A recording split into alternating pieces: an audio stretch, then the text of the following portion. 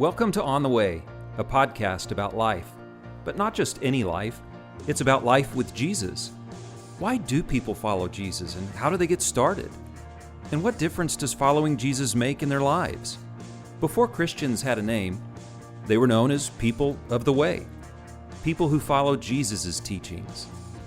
People have been on the way for nearly 2,000 years now. During the podcast, we explore the ways that people become followers of Jesus and why, and what difference following Jesus makes in their lives. On the Way is produced by the Baptist Standard, a donor-supported provider of news, opinion, and resources for living like Jesus. I'm Eric Black, editor of the Baptist Standard. I'm glad you're with us today.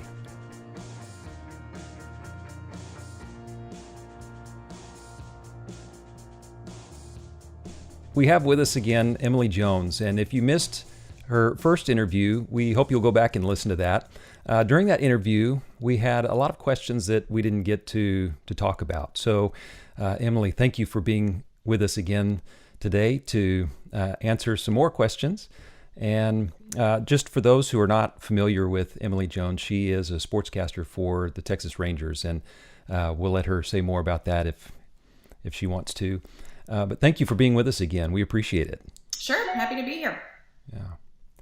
So one of the questions that we talked a little bit about, but we didn't really dive into it just because of time, is the work-life balance. And so one of the questions that I had that came up for me is, who modeled work-life balance for you? You had to learn that somewhere. I didn't. No one. Okay. No one. I mean, I learned by doing.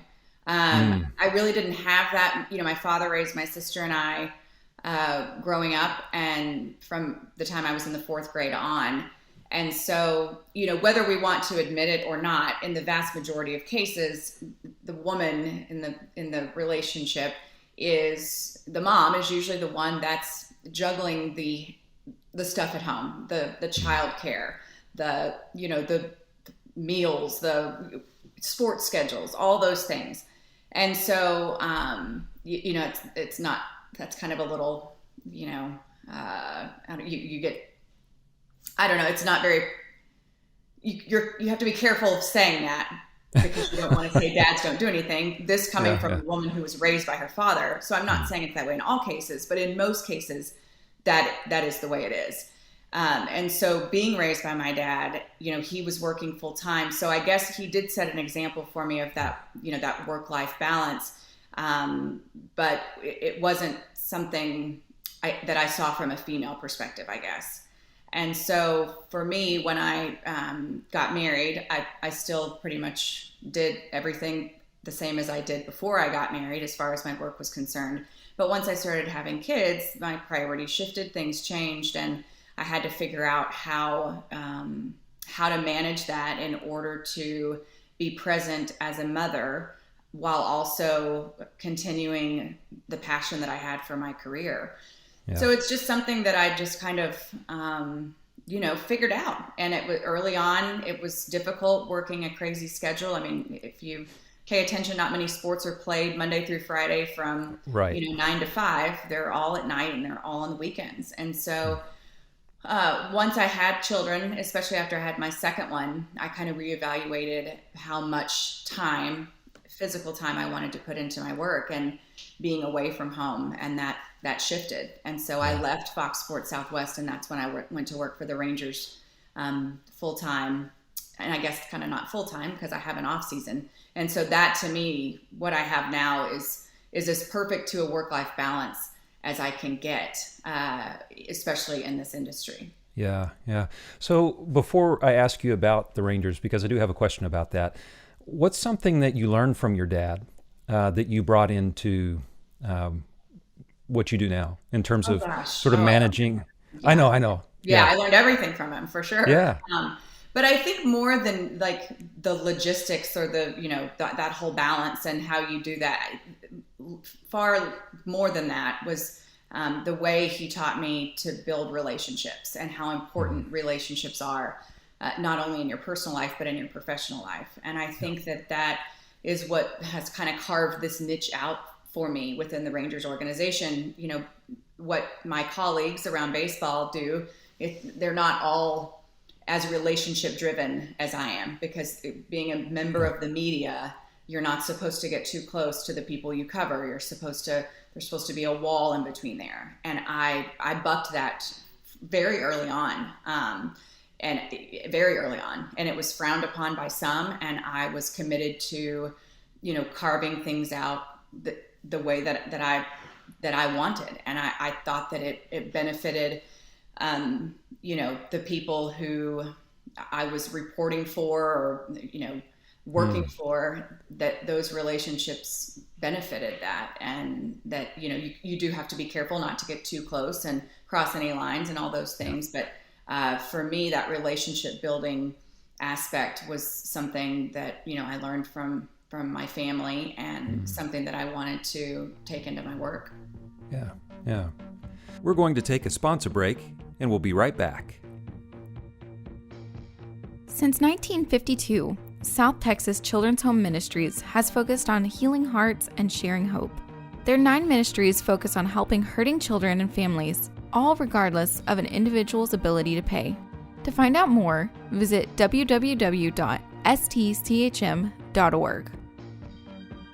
So for those that are getting started, or maybe they're not just getting started, they're into their career, one of the things that, not every organization is like the Texas Rangers. And so as you were talking with them, and I know you can't tell us all the inside scoop, but for those that are trying to make decisions like that about what they're going to do with their career, and they're looking for something or a place that will afford them that work-life balance, what are some markers for you that make an organization a place where you can grow as opposed to be consumed?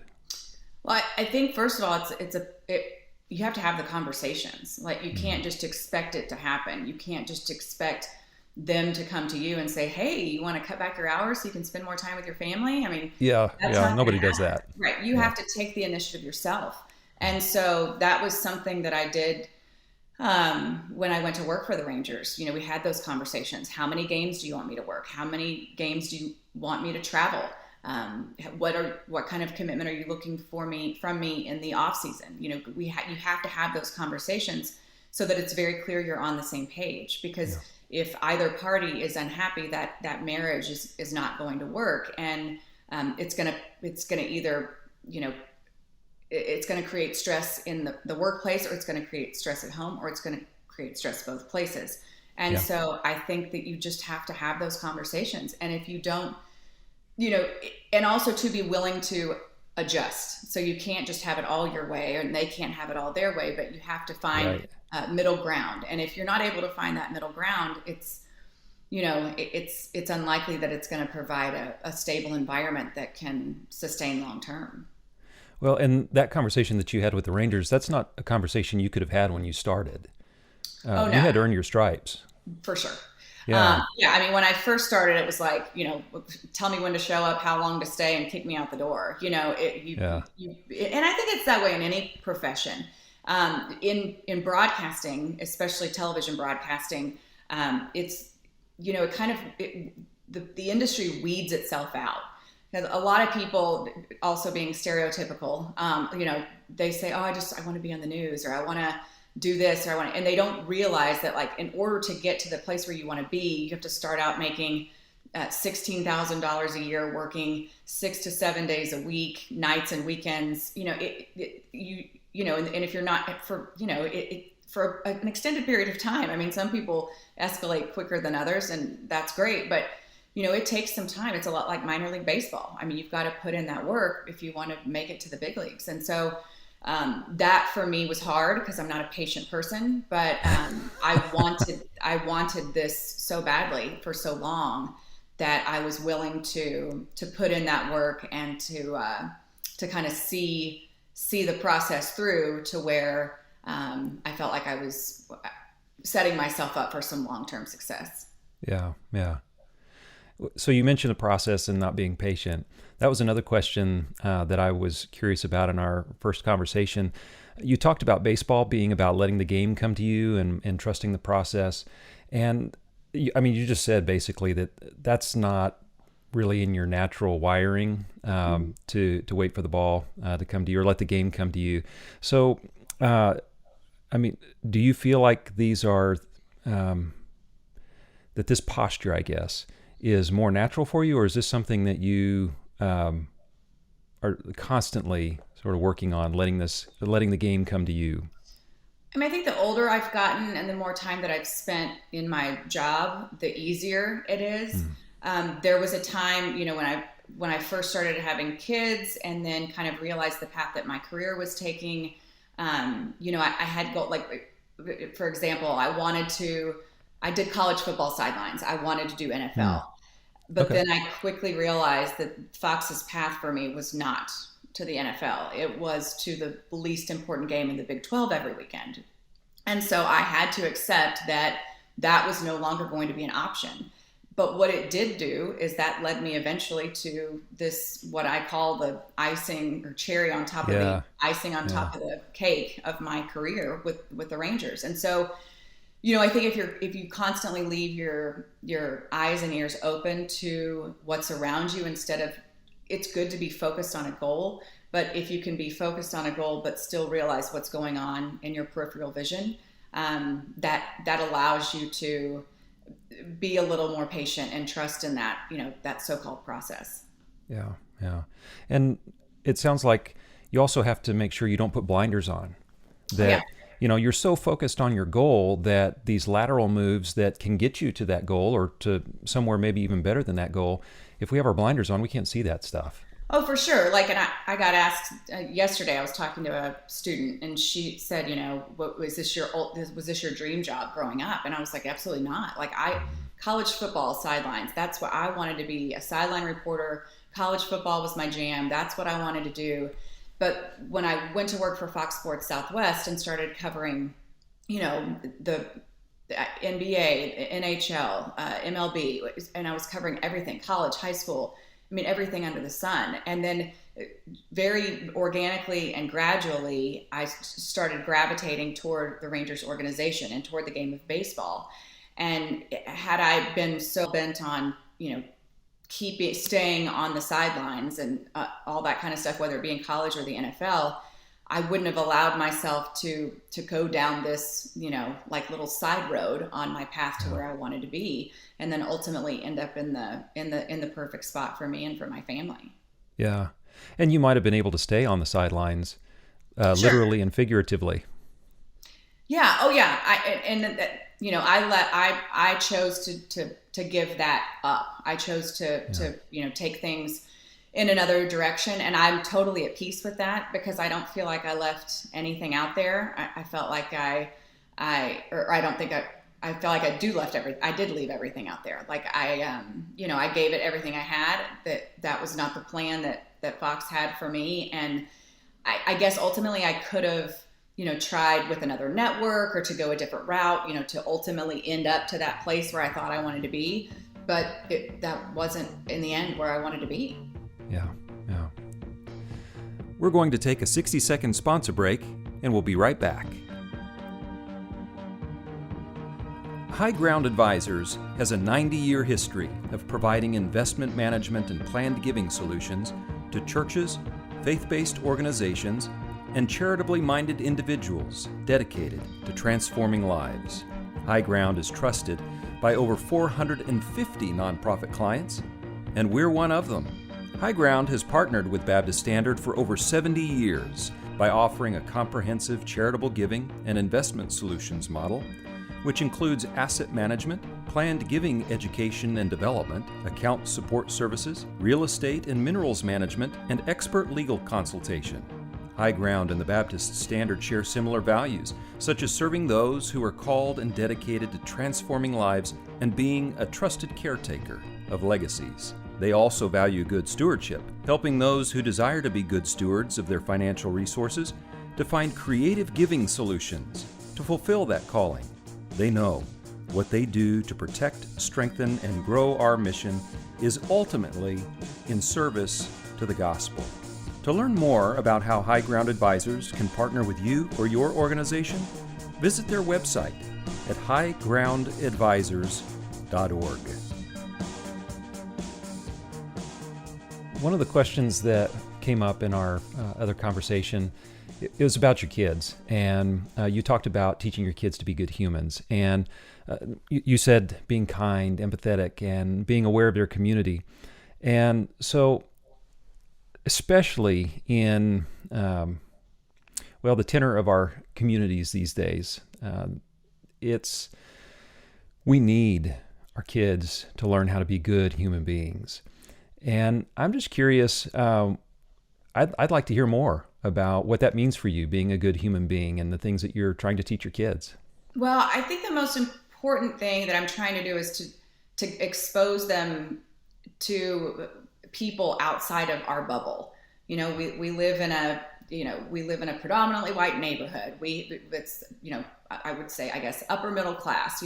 They go to a great school where it's just everything's come pretty easily for them. And as parents, you want to do that. And obviously I want to do that for my kids, but I also don't want them to think that it's this way, this is easy, and that we didn't work for this, and that there aren't people outside of this bubble that are struggling in very big ways. And that, and that not everything is roses and daffodils and everything's perfect and, yada, yada, yada. So I try to expose them to different types of situations, whether it be, serving meals at, a food kitchen, or making blankets for homeless people, or, buying a bus pass for a friend that we have who's homeless, and we'll check on her every once in a while and take her a bus pass, or, trying to teach them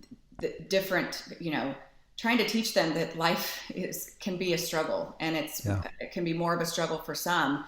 And that instead of just living in our bubble, we should do our best to, help those who need some help. And so that's just and I try to expose them to things that maybe some parents want to shield their kids from. And I think that there's that natural instinct to shield them from things. But for me, it's important to expose them to that, so they know that life isn't like our bubble for everyone. Yeah. And that leads me to the last question that I was going to ask in our other conversation about your books. We just briefly mentioned your books, and that was something I really wanted to ask you about. So you have two books, and they both involve kids. And so I'm wondering, of all the books, all the stories that you could have written, why those two? Well, so, reading and books have always been a big part of our family time. And so at night when they were little, we used to all sit around and, read a book in bed and then put them to bed. And when they started getting older and really grasping morals to stories and lessons that these books were teaching, I just thought to myself, how much more powerful would those messages be if I wrote them and then made them and their friends characters in these books. And so the first one is called A Place for Everyone, and it's about just inclusion. It's about diversity and inclusion and how people look different, and then they play in different groups, and it's okay to play in different groups, and it's okay if someone looks different than you.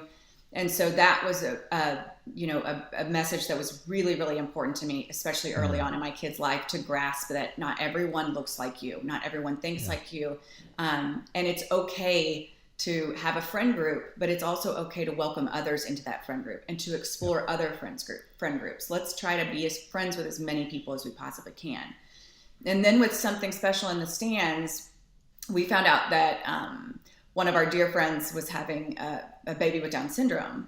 And I wanted to be able to give my kids a resource to kind of to know what baby Charlotte was going to be, how she was going to be different, but she was going to be special, and to teach them about special needs kids. And it's based on two people who I have gotten to know and become friends with at the ballpark over the years. And one is a girl named Hannah, and she's an usher. She has Down syndrome, and she dances in the stands. She's amazing. Oh yeah. And so she's brought me such joy. And so Hannah's in the book also, and a girl named Amber who has severe autism and is developmentally delayed. She's an adult, but she kind of acts like a child at times. And So I wanted to use those two personal relationships to convey to my kids how we can embrace those with special needs and be exposed to them, and know how to, not to be afraid and not to be, skittish around them, that they're, that they might look and act a little different, but, they deserve our love too. And so that was really inspired by baby Charlotte, our friend who was born, and now she's a beautiful little girl. But I just wanted to give them kind of that tool and that resource to help them learn how how to interact and how to accept those friends of ours that have special needs.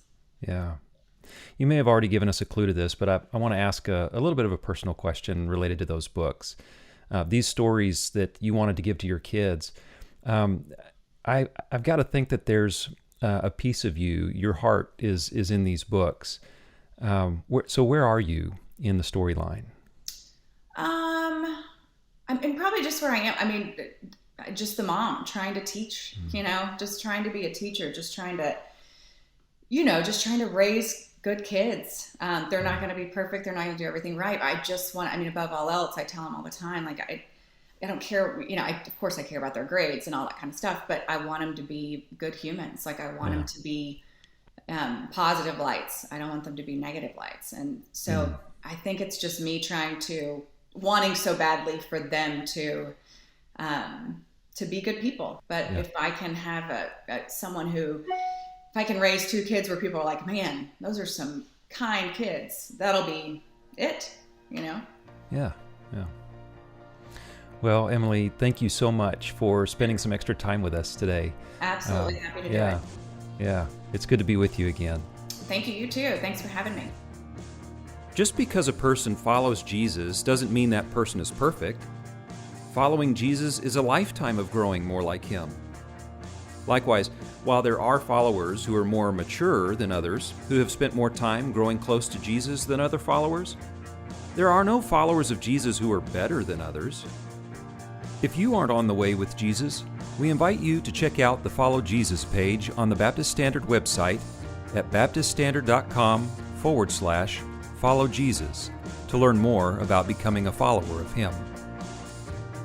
If you are on the way with Jesus, we hope that this podcast has encouraged you to grow more like Him. I'm Eric Black, editor of the Baptist Standard, and I'm glad you've been with us today.